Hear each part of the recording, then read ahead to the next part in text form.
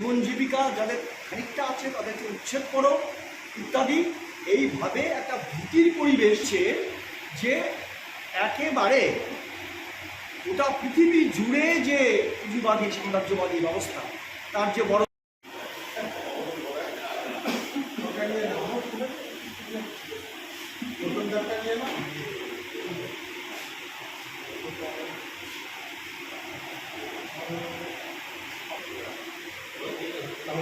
ফল সবজি ব্যবসাটা আছে সেখানে উচ্ছেদের নোটিশ দিয়ে